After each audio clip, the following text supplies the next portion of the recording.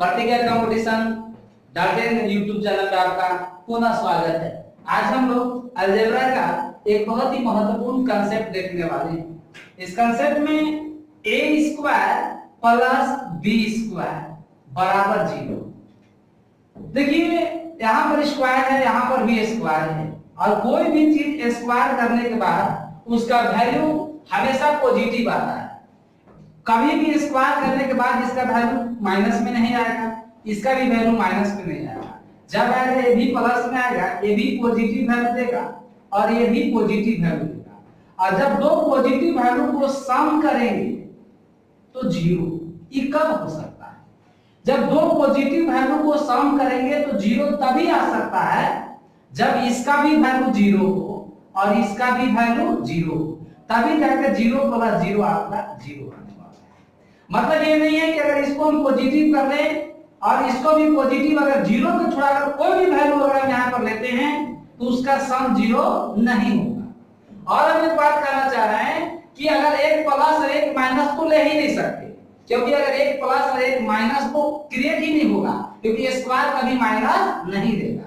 तो इसलिए पहला फॉर्मेट में अगर a square plus b square बराबर 0, तो आज से ये कंफर्म रखना है कि a का भी वैल्यू 0 होगा और b का भी वैल्यू 0 होगा। देखिए इसी कंसेप्ट को आगे बढ़ाते हैं। अगर a square plus b square plus c square is equal to 0, फिर यहां से देखिए आपको तीनों पर स्क्वायर है, साथ ही साथ प्लस किया है और वैल्यू किसके बराबर है? 0 के इक्विवेलेंट। कभी भी इसको याद रखें कि जब भी आएगा तो स्क्वायर आपको पॉजिटिव वैल्यू देगा, ये भी पॉजिटिव, ये भी पॉजिटिव और ये भी पॉजिटिव। और कभी भी पॉजिटिव वैल्यू को सम करने से उसका वैल्यू 0 तभी आएगा जब इसका भी वैल्यू क्या होगा? 0, इसका भी वैल्यू 0 और इसका भी वैल्यू 0, तभी ये सम होकर 0 आएगा। अगर 0 को छोड़कर कोई भी अगर हम पॉजिटिव वैल्यू लेंगे, अगर 0 को छोड़कर हम कोई भी पॉजिटिव वैल्यू अगर लेंगे तो उसका सम फिर 0 नहीं आएगा। देखिए इस इट इंप्लाइज दैट, तो ये क्लियर क्या कहता है कि a का भी मान 0 है, b का भी मान 0 है और c का भी मान 0 है। इसी प्रकार से आप एंड सो ऑन आगे बढ़ा सकते हैं। यदि a square plus b square plus c square plus d square is equal to 0, इसका सीधा सा मतलब होगा इट इंप्लाइज a का भी मान 0, b का भी मान 0, c का भी मान 0 और d का भी मान 0 ही होगा। देखिए इसी को थोड़ा सा हम एक्सप्लेन करते हैं।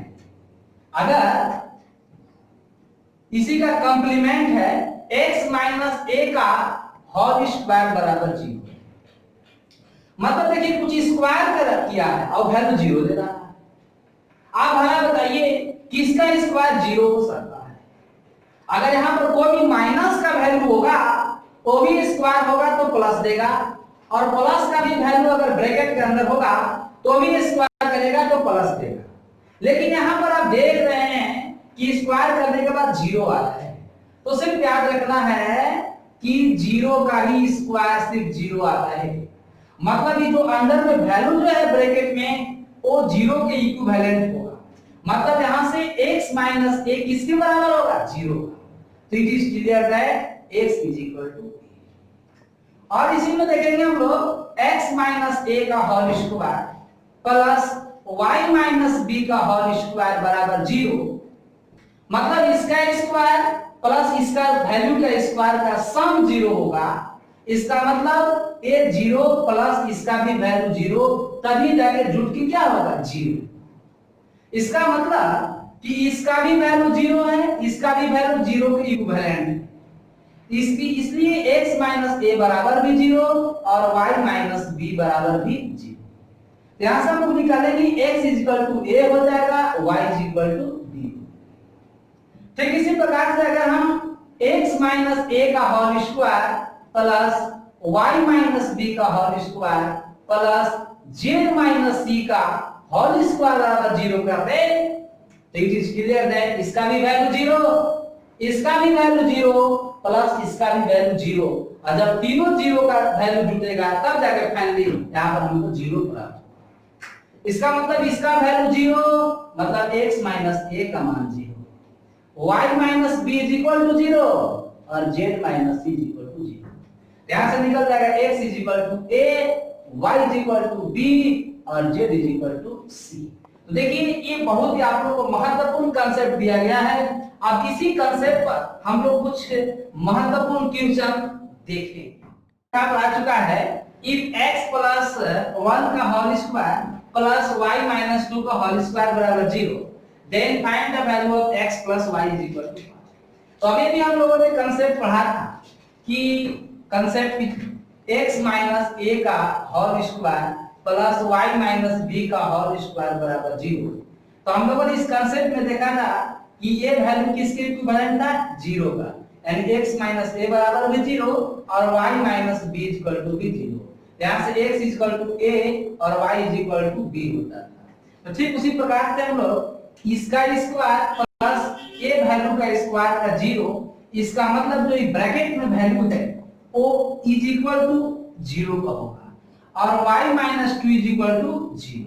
यहां से हम लोग x बराबर क्या निकाल देंगे -1 और y इज इक्वल टू क्या वैल्यू हो जाएगा 2।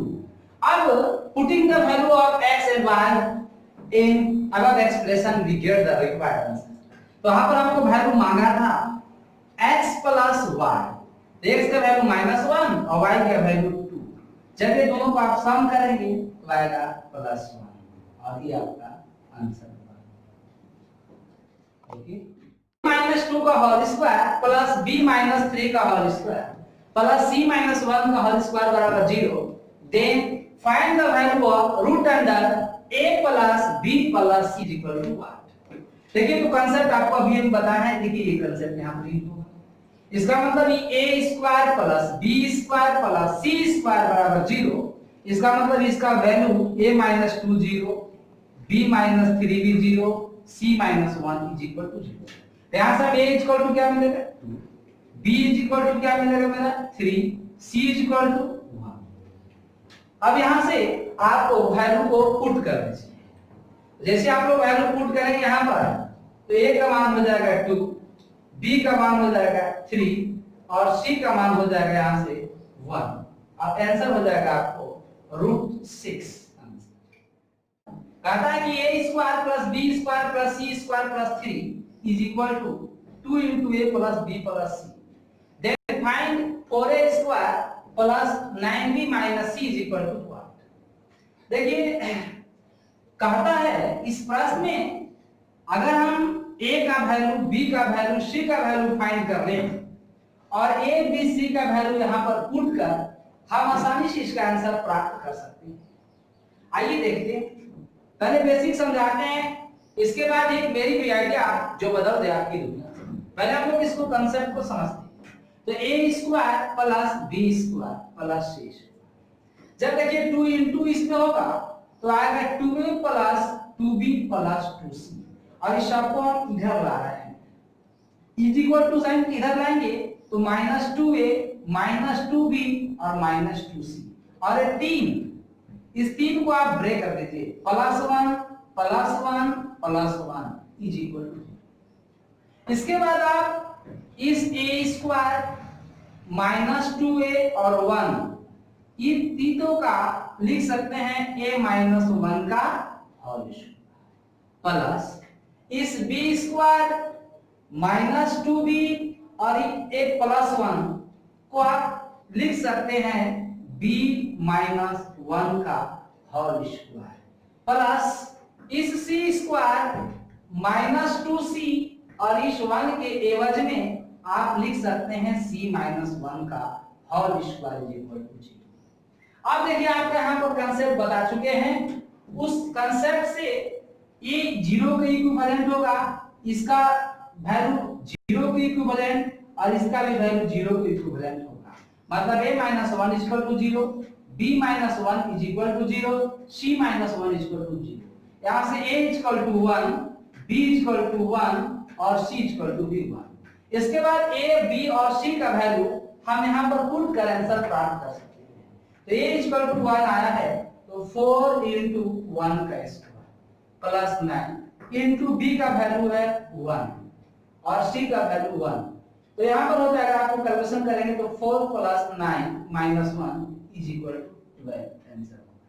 लेकिन इस क्वेश्चन में बहुत ही हम आसान बात बताने वाले हैं। जो भी चीज यहाँ ब्रैकेट के अंदर दिख रहा है ए बी सी, तो अगर ए का कोफिशिएंट निकालना है, ए का वैल्यू निकालना है, ए का वैल्यू निकालना है, तो ब्रैकेट में जो ए का कोफिशिएंट होता है, ए का गुणांक कोफिशिएंट अपॉन इधर से जो ए स्क्वायर का कोफिशिएंट गुणांक होता है, डायरेक्ट आप इक्विवेलेंट करेंगे, ए का मान मिल जाएगा। जब बी का वैल्यू निकालना होगा इस स्थिति में, तो आप बी का कोफिशिएंट अपॉन बी स्क्वायर का कोफिशिएंट, और जब आपको सी का वैल्यू निकालना होगा तो उस स्थिति में सी का कोफिशिएंट अपॉन सी स्क्वायर का कोफिशिएंट लिख सकते हैं।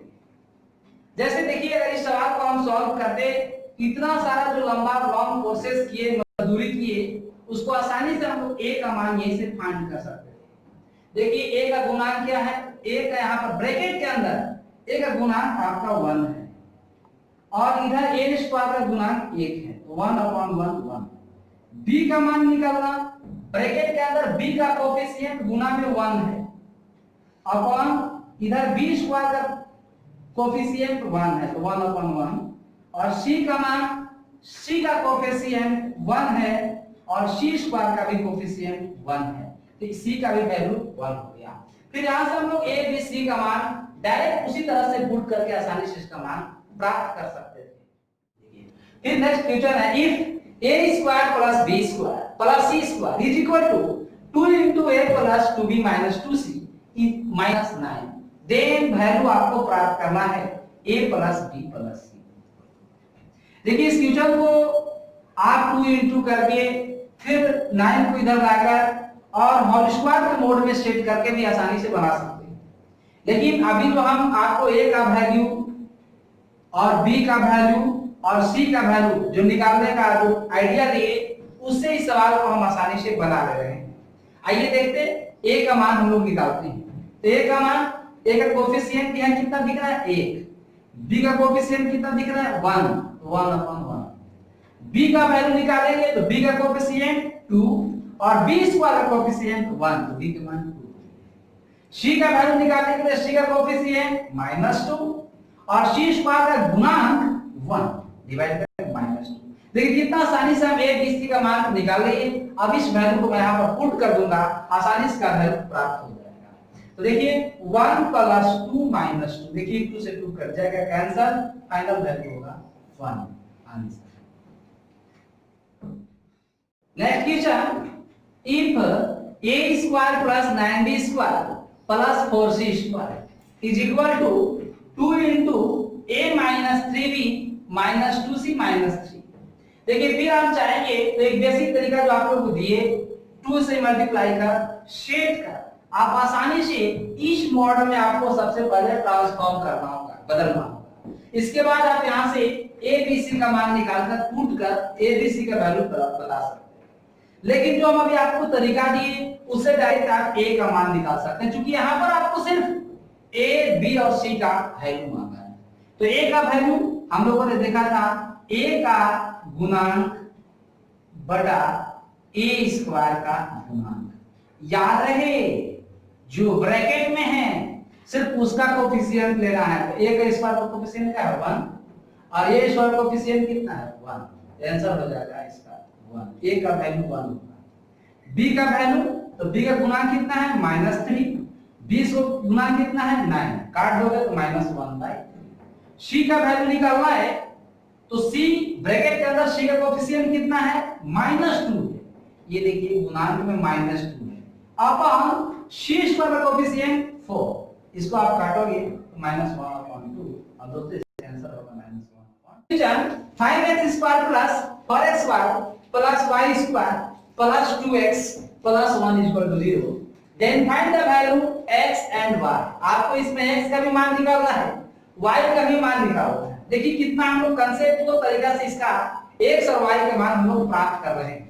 देखिए करना क्या है, इसको थोड़ा सा स्प्लिट कर लीजिए। इसको हम x स्क्वायर प्लस इस 2x और प्लस 1, यहाँ का 4x² plus 4xy plus y² is equal to 0। देखिए अभी भी आपका x² 4x² 5x² plus 4xy plus 2x plus y² सारा चीज अभी भी आपका अवेलेबल है। अब इसको आप इट इंप्लाइज इसको आप लिख सकते हैं x प्लस 1 का होल स्क्वायर प्लस इसको आप लिख सकते हैं 2x प्लस y का होल स्क्वायर। और इसके बाद इस कंसेप्ट के जरिए इतना का स्क्वायर प्लस इस सम वैल्यू का स्क्वायर इज इक्वल टू 0। इसका मतलब ये भी वैल्यू 0 प्लस ये भी वैल्यू 0, तभी 0 प्लस 0 0 होता है। It implies x plus 1 is equal to 0 और 2x plus y is equal to 0। यहां से x इज इक्वल टू -1 और यहां से हमको y इज इक्वल टू मिल रहा -2x, जबकि x का मान तो -1 मेरा आंसर होगा, लेकिन y का वैल्यू -2x, तो यहां से हम x के मान पुट कर देंगे उसमें, तो -2 इनटू x के मान यहां से हम -1 वहां पर पुट करेंगे, तो माइनस माइनस प्लस 2 1 जा 2, तो y के मान होगा 2। Next question x plus y minus z minus 1 का whole square plus z plus x minus y minus 2 का whole square plus z plus y minus x minus 4 का whole square is equal to 0। कहता है x plus y plus z का मान बताओ।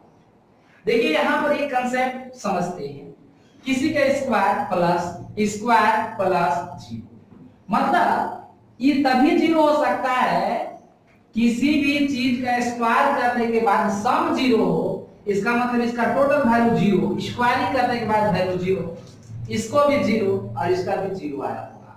मतलब इस कांसेप्ट पर एक प्रश्न है, आइए देखते हैं। इसका मतलब x plus y minus z minus 1 बराबर 0। यहां से हम लोग इससे चलेंगे तो z plus x minus y minus 2 बराबर 0।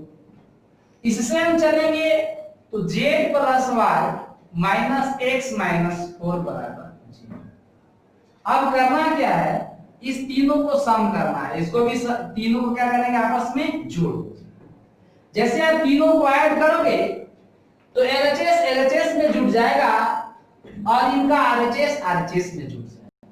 एक जोड़ते हैं, जोड़ेंगे तो होगा x plus y minus g plus z plus x minus y।